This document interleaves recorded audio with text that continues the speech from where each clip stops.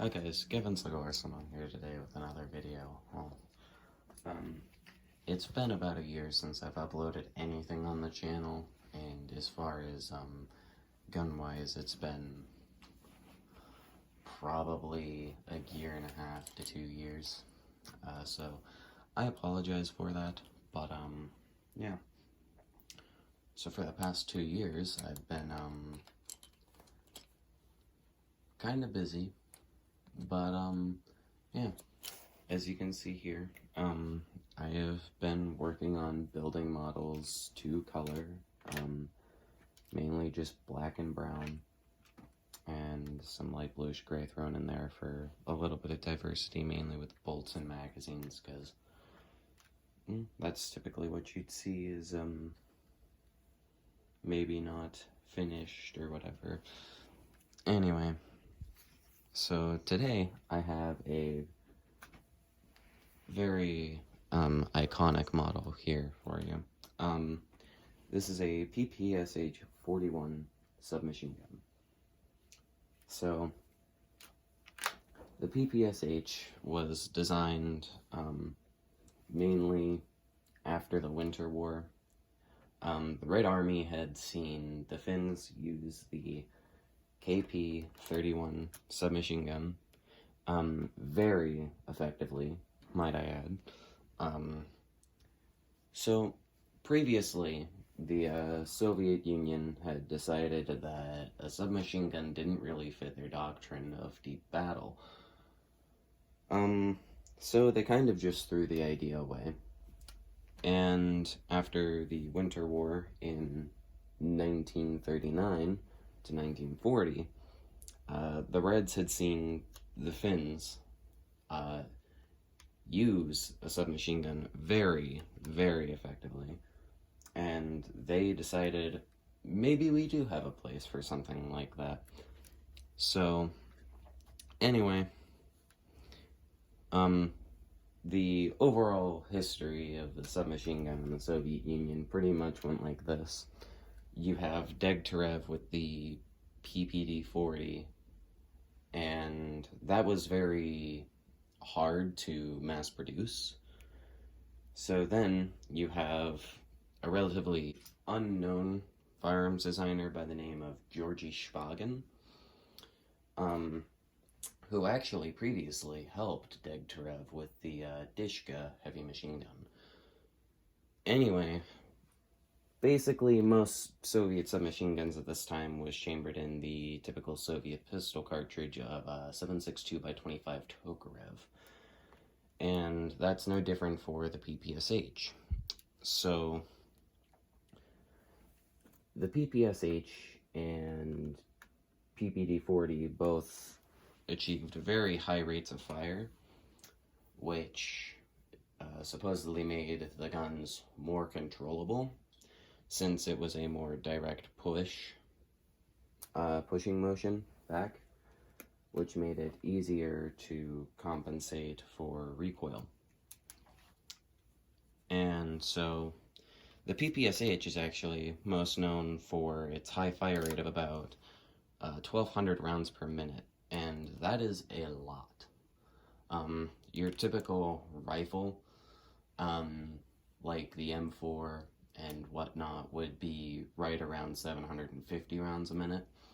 And even for World War II submachine gun standards, you have stuff like the M3 grease gun, the Sten, and the MP40 that were firing around or below 600 rounds per minute.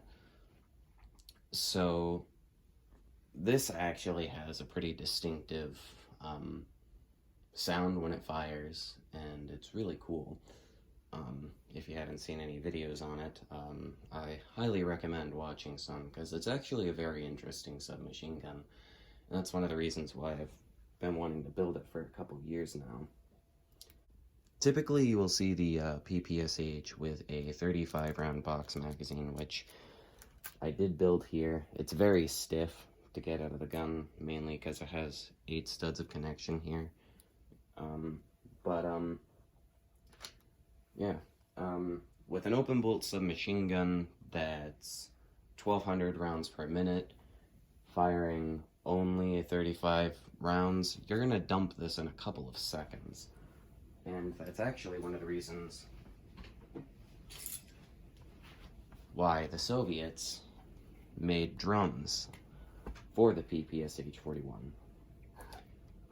Now, the drum design for the PPSH was heavily inspired by the Finns, once again, in their KP-31 Suomi, and as you can see here, this drum model is very big, and it's, I would say kind of squashed on the side dimensions, but I tried my best to get it as round as possible with the pieces I had, and I think I did a fairly decent job at that.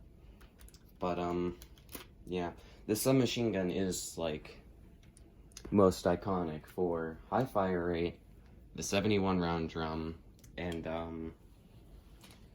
well, the end-all production numbers for this firearm, as far as I have seen, is roughly 6 million.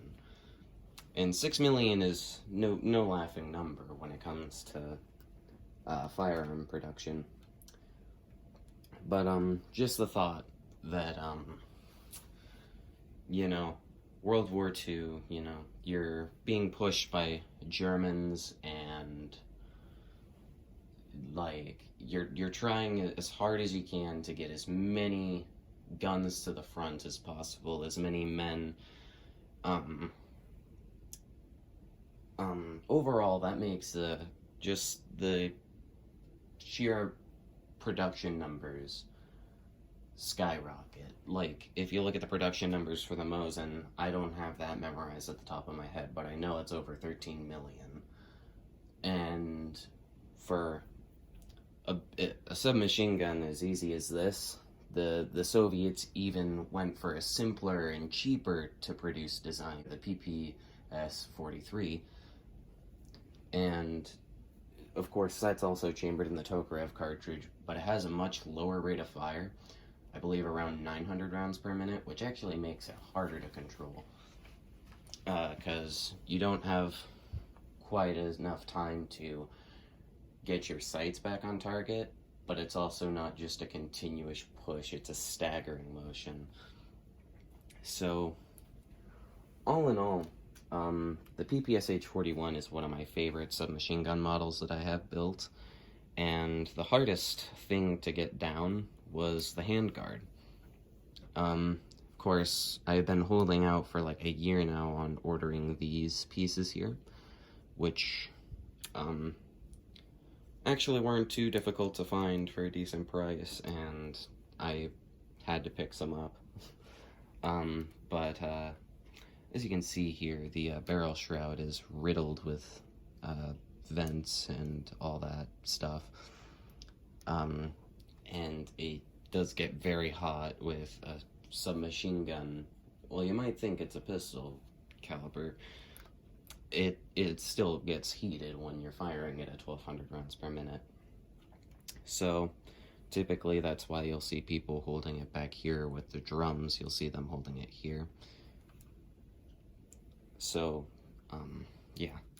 I don't have a working trigger on here. If I wanted to, I could probably make a mechanism in here that would make the trigger work and the safety work.